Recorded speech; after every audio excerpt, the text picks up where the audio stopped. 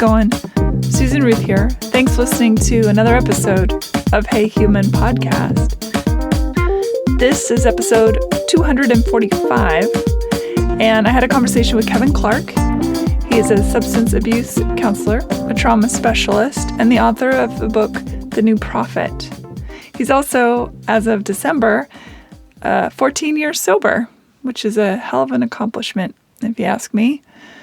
We had a really wonderful conversation. We went all over the place. We talked about his childhood, and we talked about addiction, and we talked about his new book, and we talked about inner child stuff, and touching their own pain, and children, trying to understand children's pain and what they might turn to in that pain. And he reads an excerpt from his book.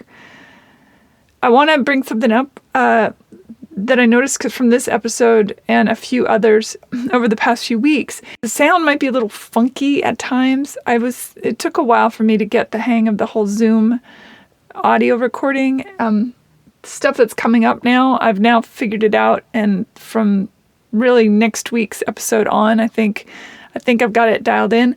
It took me a long time. I appreciate your patience with it. I have an old computer, and I'm figuring out Zoom. I'm not making excuses. But if you've noticed that some of the episodes, that the sound qualities have gone back and forth and things, you're not wrong. It's just me trying to figure it all out in the course of this year of having to do everything over the computer and not in person, not the interviews in person. Man, looking forward to the vaccine days because I cannot wait to get back to in-person episodes. It's going to be really wonderful. I just watched the Zen Diaries of Gary Shandling. It's on HBO.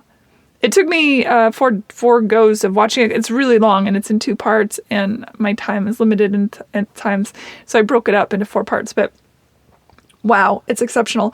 You really do have to pay attention. It's not something you can do other things because they show a lot of his journals, and they just put them up on the screen so you read them yourself. So unless you have some sort of a thing on your computer, I guess, that can read it for you, it's necessary to pay attention. It was excellent. I highly recommend it. I don't think you have to be a creative to enjoy it either. There's a lot of depth to it that I think will touch a lot of people. I wanted to watch it because I knew that I'm interviewing Alan Zweibel in an upcoming episode, and he was one of the creators of It's Gary Shandling Show. And so I wanted to watch this documentary that Judd Apatow did to get a better idea of both Alan and Gary. But wow, what a documentary. But anyway, this episode is about Kevin, and I don't want to take away from that, but I just wanted to bring that up, that if you're looking for something to watch, that is definitely a worthy watch. Today is a big day. It is Wednesday, the 20th, and President Joe Biden was sworn in along with Vice President Kamala Harris, and that was exciting to see. I feel really good about it. Really good about it. So anyway, I just, throwing that in there. I don't know who watched the inauguration. As I said, I did. And Amanda Gorman, the young woman who is the Young Poet Laureate of our nation, man, she killed it. What a poem. It was so beautiful. Also loved her coat, but that's a whole other story. When she said, I know it's a meme now going around everywhere, but it's so beautiful. There is always light. If only we're brave enough to see it. If only we're brave enough to be it. My God, that really, that's something. That really hit me. Okay, in other news, social media. Hey Human Podcast can be found on Instagram and Facebook. You can find my personal social media, Facebook, Instagram, and Twitter. You can email me, susan@heyhumanpodcast.com. I've gotten some really beautiful letters lately, and I appreciate them.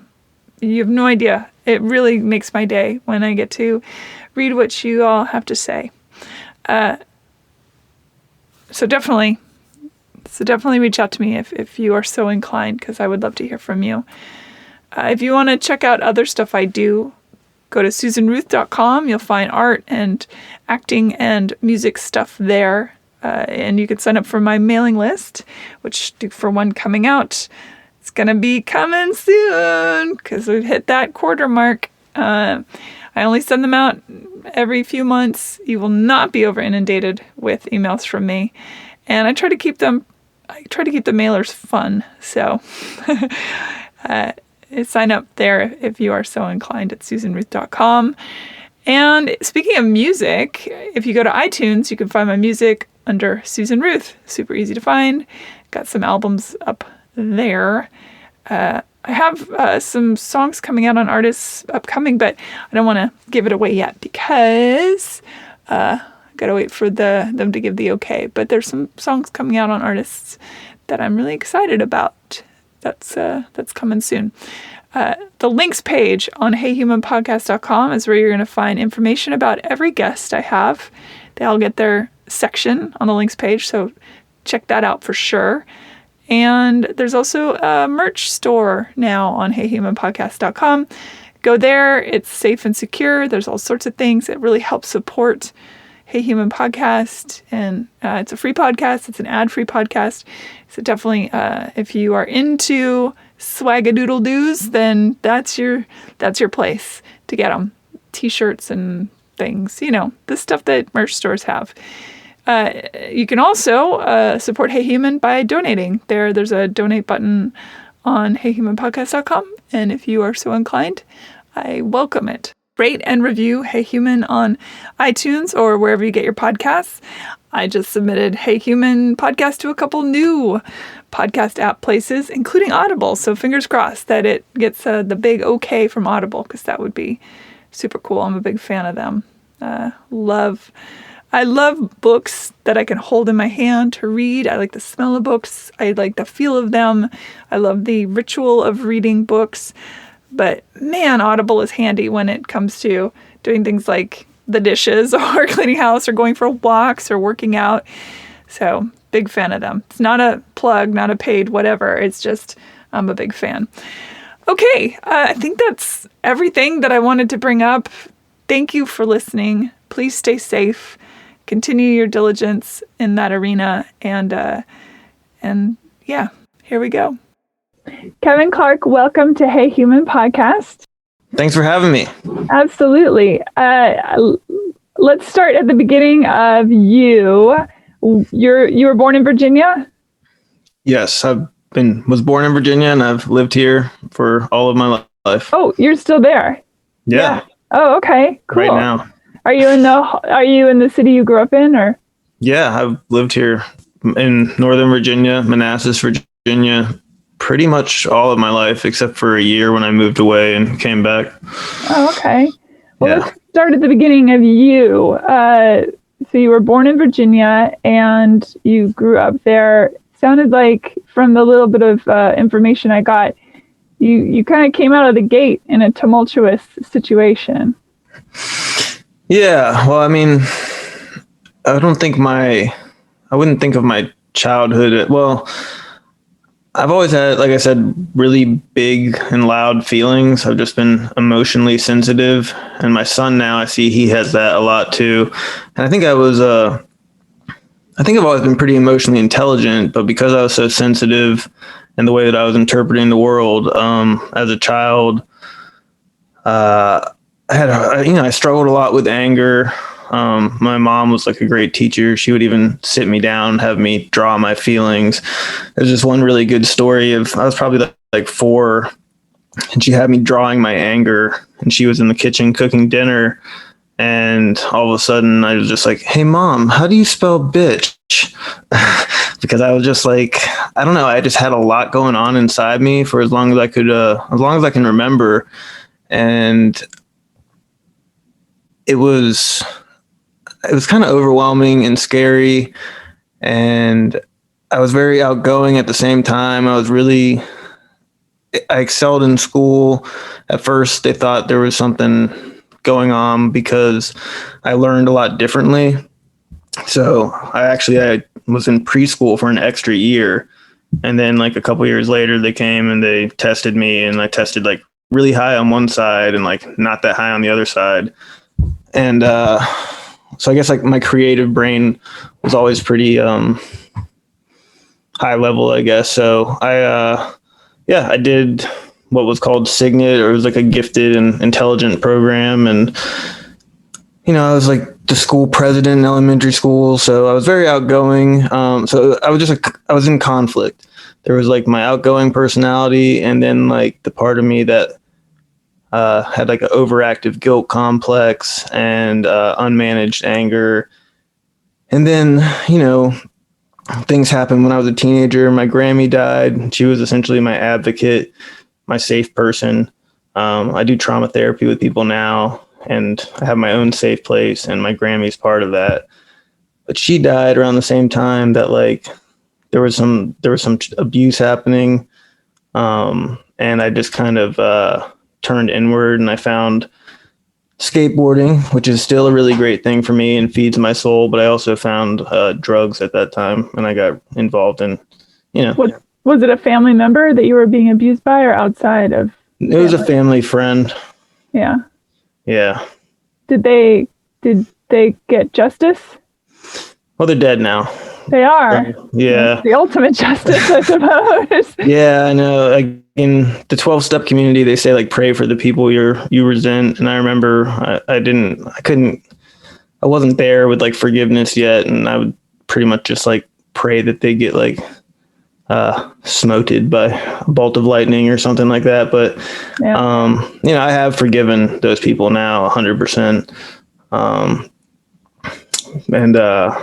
think I reported it obviously when I got sober. I reported it, and my counselor reported it too. So oh, good. It's pretty much I was sexually abused when I was a kid. Yeah, I figured that's what it was. Were your parents understanding that was going on, or did they kind of do the thing that parents do, or they look the other way? Yeah, they do the thing that parents do, and they were pretty active in the community, helping people, very active. And I think, denial is such a human reaction. When you don't know how to solve a problem, you come up with all these ways to not see the problem. So while I thought like they should see, they should know, but at the same time, I didn't have a voice to tell them. And of course, a predator seeks out people that already have emotional stuff going on. Yeah, I was definitely a good target for sure. So, yeah. Did you have a curator of your anger, or did you just come into the world angry? I think I just came into the world angry. Yeah. Yeah, I don't really remember anything being the causal point of that. And I just think I just struggled with it since as long as I can remember. My mom was always trying to teach me like slowing down and breathing and all that kind of stuff. I love that she had you draw your feelings. That's the head of her time. Yeah, she was pretty advanced as far as working with children and emotions and all that stuff. She taught like special needs children for a really long time. I always think it's interesting though when you hear about a person who is so great in touching on a child's feelings, and yet can be turning a blind eye to such a severe, horrifying thing happening in a child's life. It's a weird paradox, Yeah, and I don't blame them at all either. I think for a while I definitely resented them. I resented everybody. I had this really spiritual woman that I was seeing.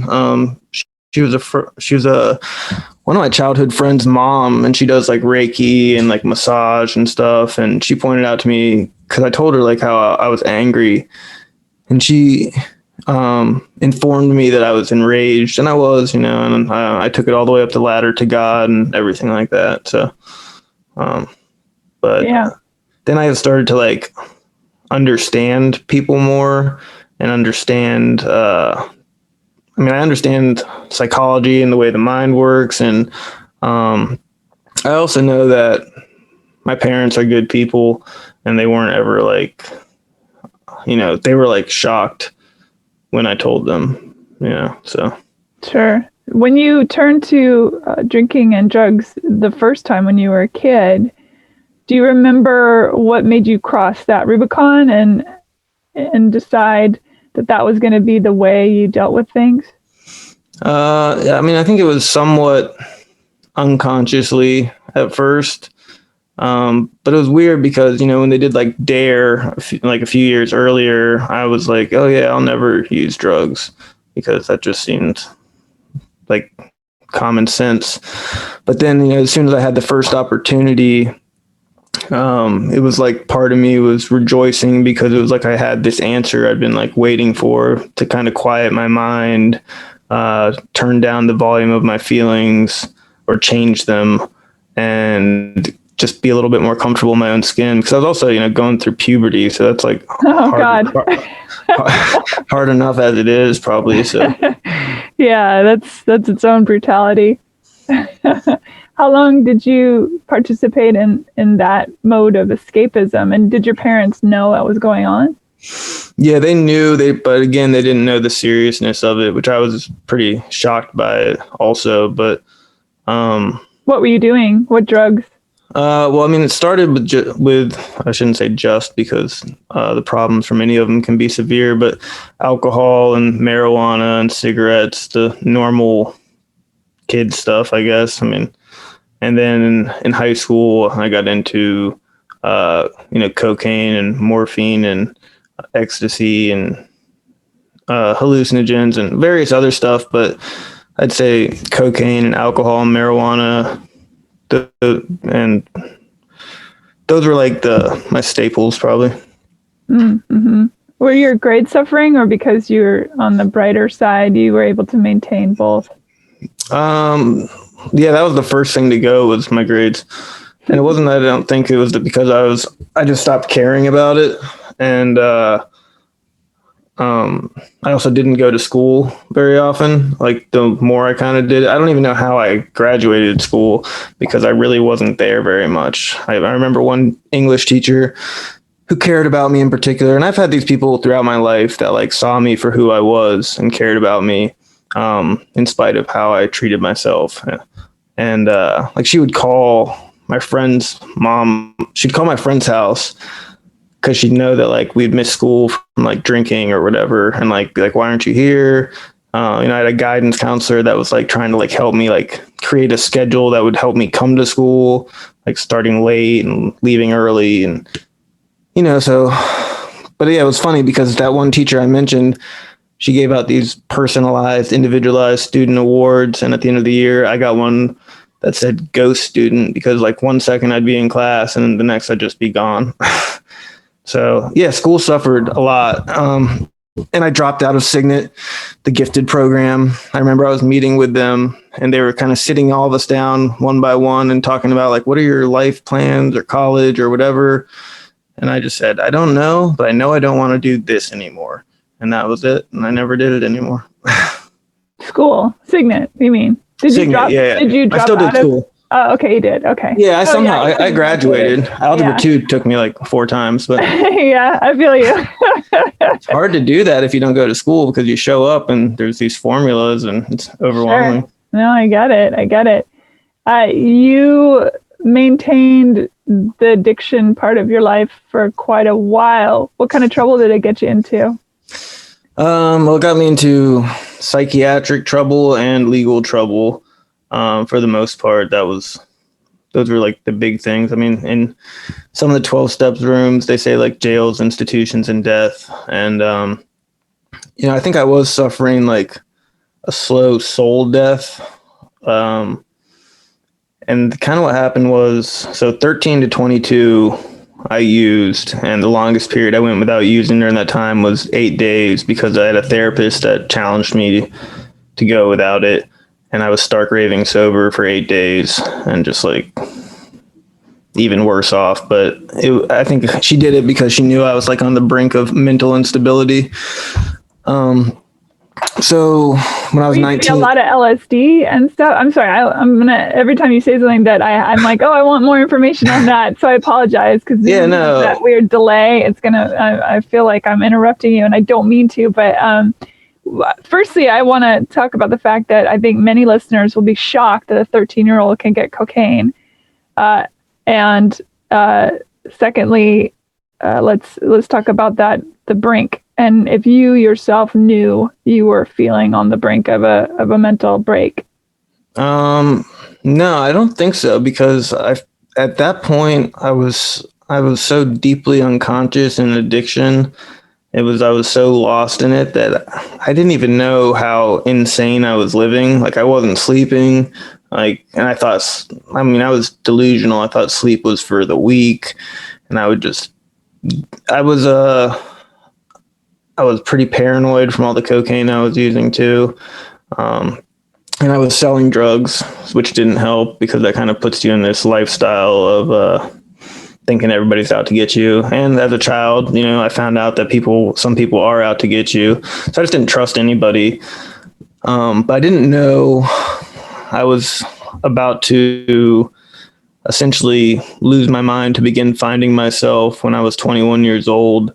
And that's what happened. I hadn't slept or eaten. I was doing all these various drugs, some hallucinogens, for sure. I did a lot of mushrooms and LSD and ecstasy and cocaine. All kind of, even marijuana has hallucinogenic properties. So all that stuff in together didn't end up so well for me. But I remember I got to this point where I felt like I was losing my soul. Like, I just felt like it was like I was getting to that point of like no return, into like almost like stepping into like my shadow self, to a point where I forgot who I actually was. And what happened was, it seemed like all I wanted to do was, I wanted to be loved, and I wanted to go home. And I had a home, and I had people that loved me. But that's what I think of as spiritual sickness, is like I was so cut off from all that I just felt spiritually homesick. And I ended up, I went into the woods behind my parents' house. And I don't always tell this part of my story. Sometimes I do in the 12-step rooms, but I had a conversation with a Boy Scout in the woods, like an actual Boy Scout, that wasn't actually there, but because it wouldn't have made sense that there was a Boy Scout that I was talking to. And he told me, like, the only thing I remember that he told me was, to get to where I'm going, I need to cross 2 rivers and be careful not to like stray too far to the side streams, because you'll end up getting lost, or something like that. And so I thought I physically was supposed to go somewhere that day. So I went until like I had exhausted myself completely. And you hear about people like I ended up naked, right? But that wasn't the plan. Like, I was running, and I got hot, and I took off my shoes, and then I jumped into this water, but I only had sweatpants on. And so they came off, and I just ended. And eventually I realized, like, I need help. And I was like 7 miles from my house at this point. And I went and just knocked on a random door, and I asked the guy for a blanket, and he gave me one. And I was like, I know you're going to go call the police. And he did. And that was when I figured out that I didn't want to use drugs anymore. And I had no idea what I was up against. So I thought I could just swear it off with a solemn oath. 100% of me meant it. I was like, I'm never going to use again. I got out of the hospital. I used that day. And then I got drunk the next day. And then 2 weeks later, I asked my mom to take me back to the hospital. Then I became open to psychiatry and therapy. And for the next year and a half, I tried to control and enjoy my drug use. And that day just never really comes. So I was like, oh, just drink beer. And then next thing you know, I couldn't live at home anymore, because when I was in the hospital, I told my parents like at the full extent of like what I was up to. And they were like, pretty much, you either have to change your behavior or leave. So that's when I left Manassas and moved to Radford, Virginia. And I lived with like some friends who helped take care of me for a year. Because after you have like a full-blown manic episode like that, you short circuit your brain. So it's like all the stuff that's firing off at that time leaves you in like the deepest depression ever, coupled with the depression of like, I've lost, now I can no longer like trust my thinking, So Although one could argue that the Boy Scout was your higher angels trying to get through to you. Totally. Yeah. And I believe that for sure. Yeah. So it was or even a religious experience or a spiritual experience, depending on your belief system. So yeah, no, it was like the psychiatrist, calls it a psychotic episode, and I honor that for what it means, because obviously I was like out of touch with reality, but at the same time, all of a sudden I was looking at the entire world differently than I ever had before, and I was seeing beyond like just the visible world, or the 5-dimensional world that we kind of live in. Sure. What do you think that the Boy Scout meant by the avoiding the streams and sticking to the rivers? It reminds me of that "Don't go chasing waterfalls" song. Oh my God, that's hilarious. Have you ever seen the movie The Other Guys? I don't think so. Well, like Michael Keaton's the police chief, and he quotes TLC like throughout the movie, and That's I don't great. know. I love It's that. funny. I think I don't know. I think one of the rivers was like sobriety. It was like getting sober. I think that was the first river that I needed to cross. Because I think it's all. And if you've read any of the book, I'm like so big on metaphors, so I'm always reading into like the deeper meaning of everything. So yeah, I think one was sobriety, and then honestly, I think I crossed the second river about a year ago when I fully loved myself, which was like a long journey for me. But once you get there, there's no doubt, because it's not something that like you can will yourself into. Just like surrender is not something you can will yourself into. Just like forgiveness isn't like you want to be there way before you're there. At least that was my experience, because I knew I needed to, and I understood like why I should be. But that didn't experientially get me there any faster. So I think that was the second river. And yeah, so now like I fully love myself, and I like myself and every part of myself, and I've accepted all of me. And when you were using, was there an awareness that you were trying to get rid of pain from the abuse, or did you just lump it all in as this is who I am, this is my identity? I mean, definitely both those. I was aware of that for sure, because it got harder and harder to do, no matter like, and I had access to any drugs I wanted, as much as I wanted. And, eventually the people would leave that were distracting me. And, the memories, the thoughts and the feelings were still there. There wasn't enough, there's not enough drugs in the world to like numb that out. So that was my experience. But I do remember, like, because at one point it was like driving me so mad. Like, I mean, I was so going so insane about it that I was like thinking I should just, because I was a drug dealer, so I had a gun. I was thinking I should just take my gun and go kill this guy, but I didn't do that. But that's what I mean. Like, that's when I was getting to that point of like, I'm going to like cross a line that like I can never come back from. I was aware of that. I mean, I was raised like with a lot of spiritual wisdom to begin with. So I knew like I had a good moral compass.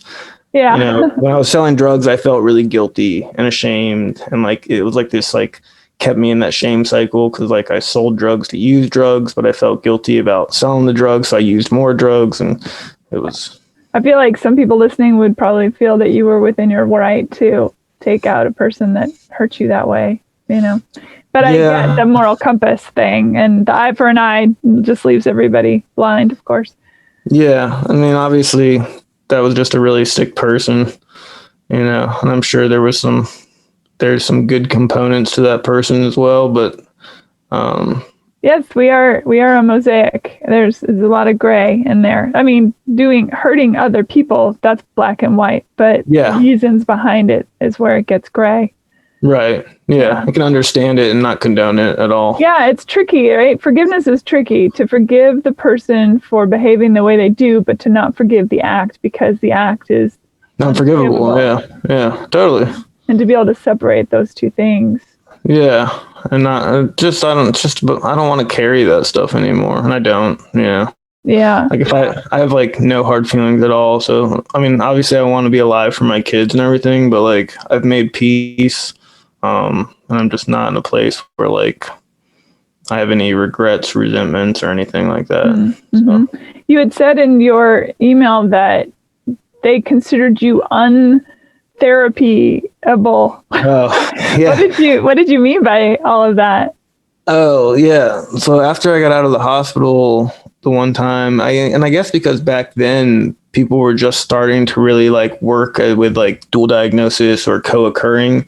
So a lot of psychiatrists wouldn't touch me because I was still using, and wasn't stopping using. So they're like, I don't know. They said I was too acute, because my mom was like trying everywhere to find a psychiatrist that would work with me. And I found a woman in DC and I saw her for like 10 years and, so. Over the internet, you mean? Sorry. No, I went in person. I'm not that far from DC. I'm like, oh yeah, you're in Virginia. Of course, it's hop, skip, and a jump. I always forget how little both of those places are. Yeah. Where are you at? I'm in Los Angeles. Okay. Yeah. I've been skating out there a couple times. Yeah. Nice. Yeah. I love it. It's sunny all the time, which is good for the mental health in my world. It's nice. Yeah. What happens next? Well, then what happened, as they say in the story? Then what happened? Like I said, I went to Radford. I was trying to control it, and it all started all over again because I blacked out, like drinking Southern Comfort out of a bowl, and I ended up locked in a room by myself with a bag of cocaine somehow. And then I was just like, well, all bets are off, and I just don't care about anything because I've already crossed my boundary.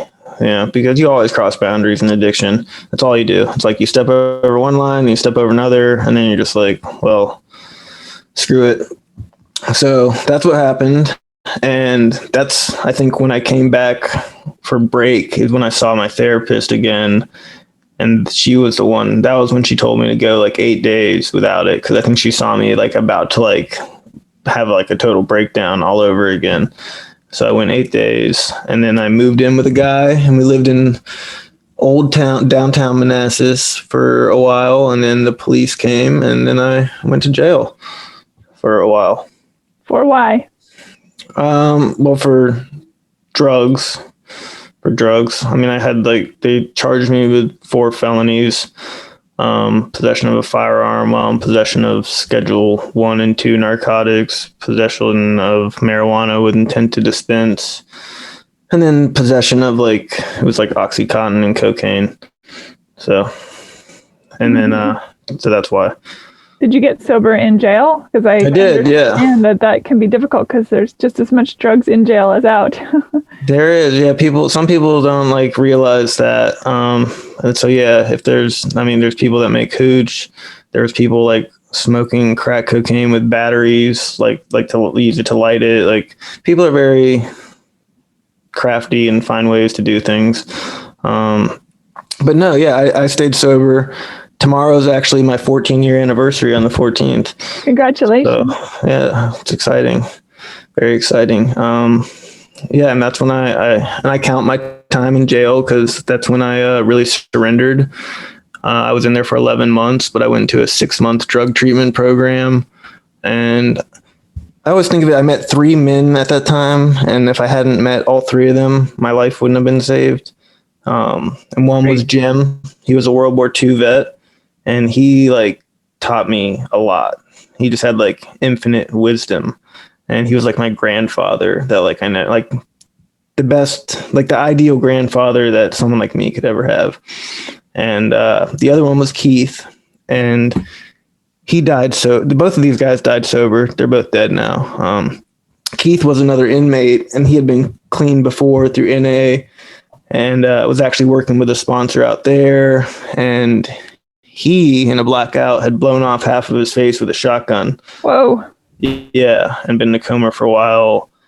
So he's the guy that you want to go to, and just full of love, this guy. But also a lot of pain. So he's the perfect guy that you want to share what's the 5th step is. And that's what I shared my first 5th step with, where you tell him everything about your life. You just kind of shine a light into all your secrets and all your fears and everything.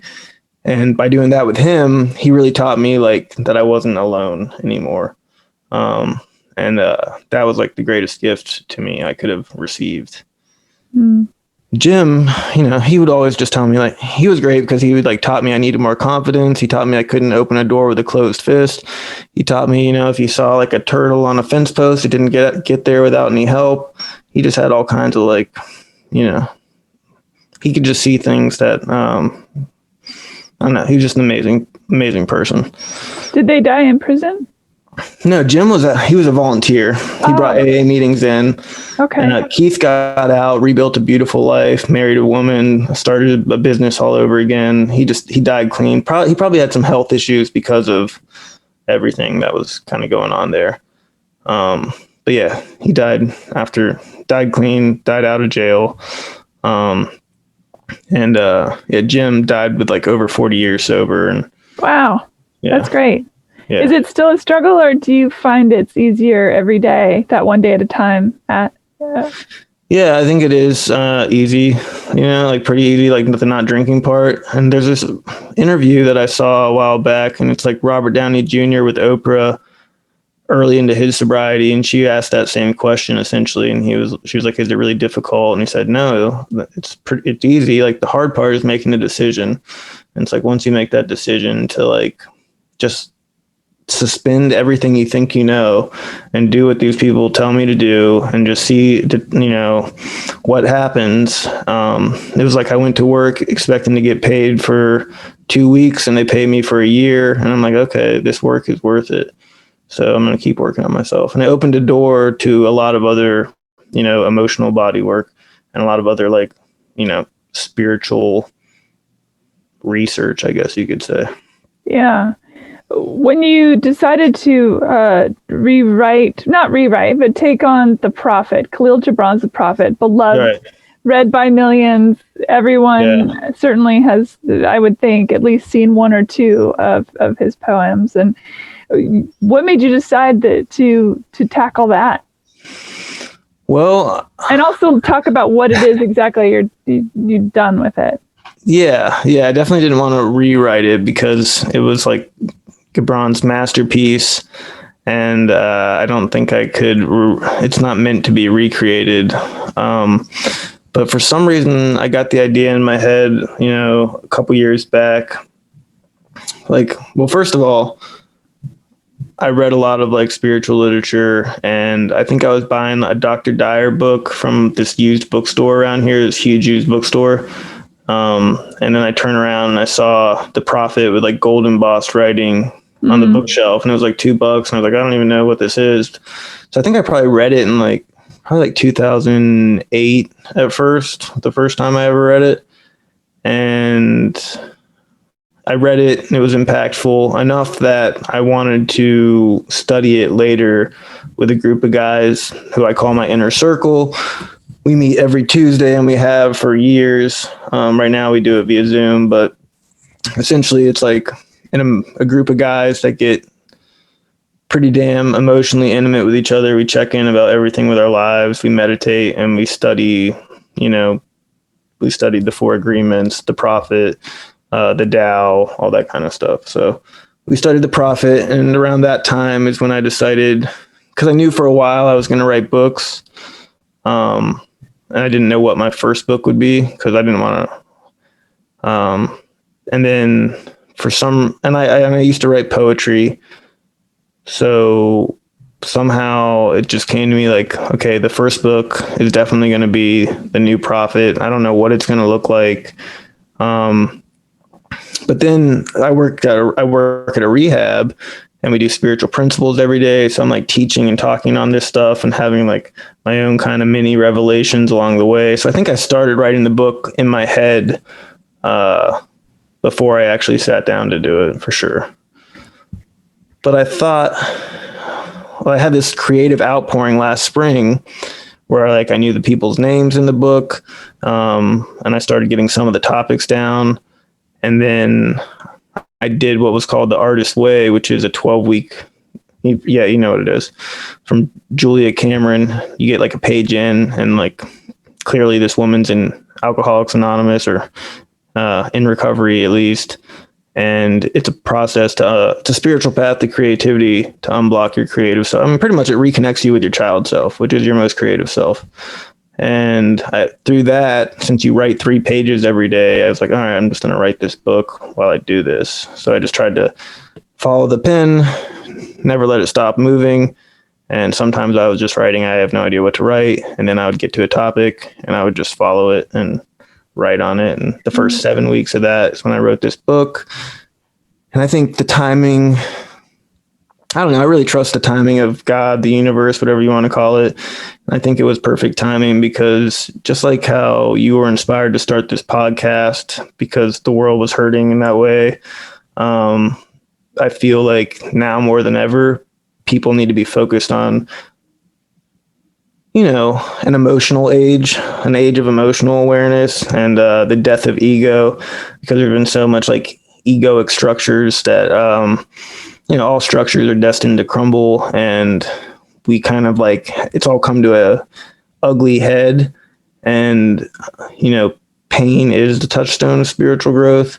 So I think a lot of people are now like starting to look inward, and there's still a lot of resistance and a lot of fighting it. But I think we're in a position now, whereas in 1928, when that book was first published, The Prophet, people weren't as emotionally aware. Now we have more people who are going to therapy and learning all this stuff.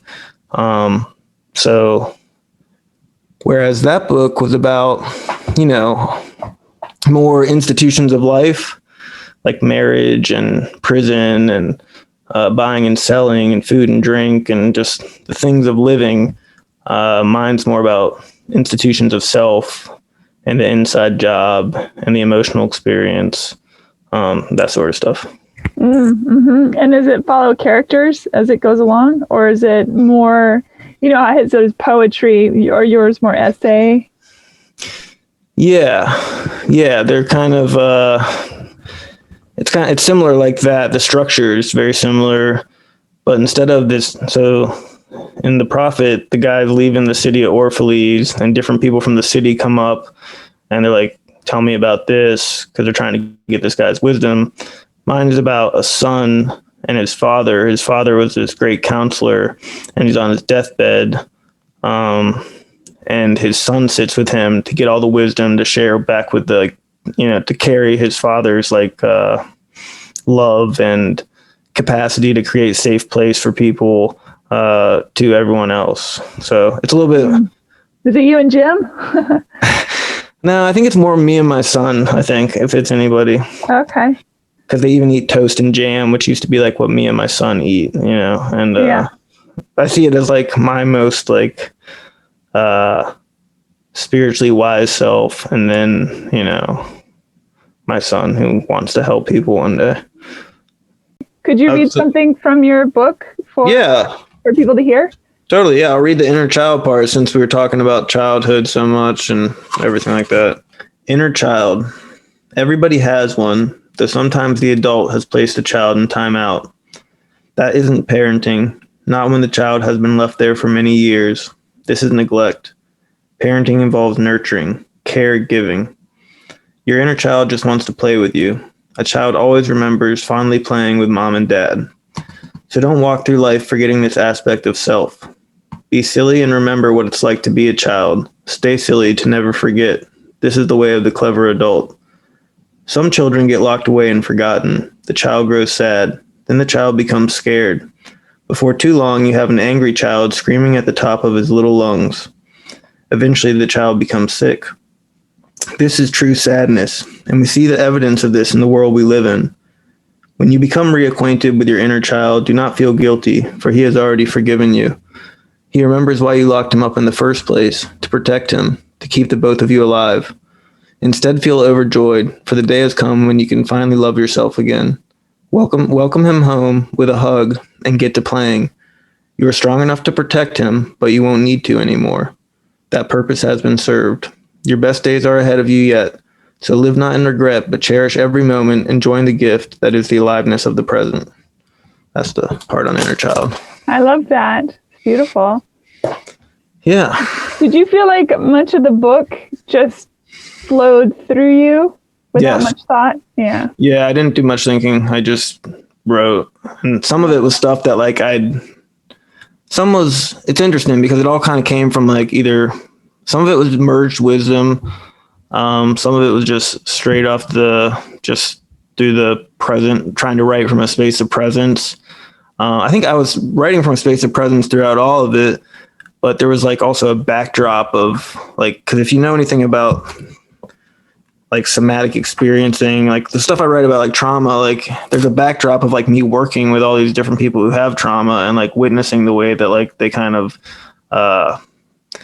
detach from their bodies and then like get like, finding their way like back into feeling and, internal family systems. Like there's like stuff in there. Like, so there's like this whole backdrop of knowledge and information and experience, but also trying to write through that space of presence, which kind of gave it, I think, that poetic language, and the metaphor. And I think, why is spiritual teaching always, so powerful in metaphor or spiritual or deep wisdom? And it's because it's like you're painting a picture with words, and a picture, when you look at it, you can start to see like more than just like, there's more to see there. It's like there's levels and depths to it. And it's kind of like that Dr. Dyer quote, when you change the way you look at things, the things you look at change. So if you're able to give someone a different way to look at anger or fear through painting a picture with words, then all of a sudden they have a deeper understanding of themselves. And through like that deeper understanding, they're able to participate in life different, show up differently, and they feel seen and not alone. That's everything. So yeah. That's everything. Wow, beautiful. I'm excited to read it. So you came into the world full up of anger. How do you think you figured out how to met it? Because I do think, at least right now, it seems people are so angry and lashing out. And I do think it's because they don't know how to touch the pain of themselves. I talk about that on the show all the time. How did you come to figure out how to do that? It might, maybe somebody will get something from that, from your experience. Yeah, I mean, I think first I was really scared of my anger, and I think I tried to really logic my way around it a lot. And just, I swung from like emotional reasoning to logical reasoning. And as I've learned more to actually be with the feelings that arise and, pay attention to what's going on inside me, and develop that mindfulness and give myself permission and find safe people. Just allow myself to have an emotional experience, because I think a lot of it's just negatively charged, unintegrated emotion from a long time ago. And that's what anger, that a lot of us are carrying.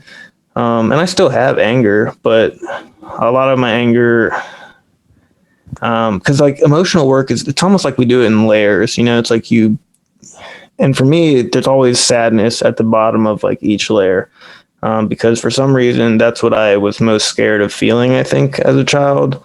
And because, I created somewhere I got like the defective conditioning that like sadness is weakness and I cannot be weak. So. Well, you're a man in the world, and I think men are generally taught that from a very early age, unfortunately. Yeah, and we're shown it too, because my dad would be like, real men cry, but then he would show someone like not allowing himself to cry.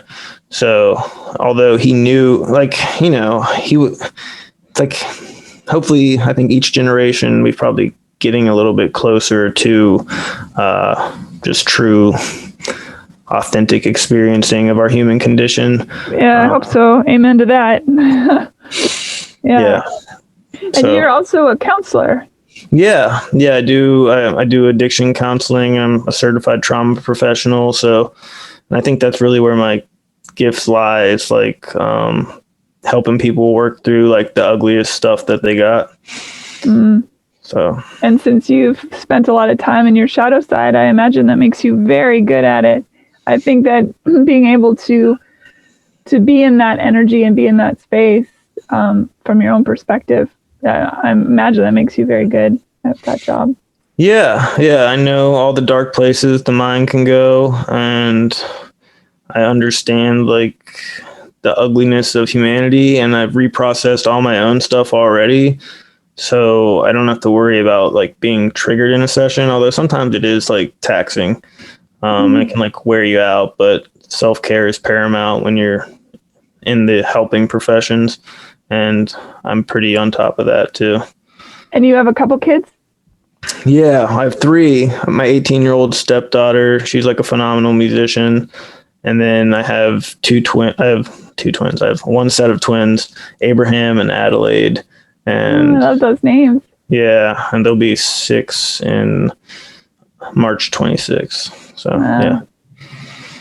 What a story. What's coming up for you? I don't know. It's been a big year because I started my own business this year. I wrote the book. I bought my first house. So my wife beat cancer. Like she had some very rare cancer that she dealt with, which means we all deal with it. Like cancer is like addiction, and that's a family disease because it like throws everything out of balance so much that like it affects everybody that it's around. She's in recovery now? Yeah. She finished her chemo like middle of last summer, or like toward the end of last summer, I guess. She had an emergency surgery once they found the tumor on her spine. Oh my God. And yeah, and then they came up with a treatment plan after they finally figured out like what they were dealing with. Because it's primarily a pediatric cancer, Ewing sarcoma. And can be pretty serious. And obviously, like I always like read and research everything, which is not always the best thing, but I can interpret that information, I think, pretty well. So, yeah, it was scary, and it was definitely like something I was carrying. So I'm glad that that's over. And then obviously the pandemic happened. There was a lot happening last year. Yeah, it's been a hell of a ride. But what's next? I don't know. I've been brainstorming with some people about starting a foundation.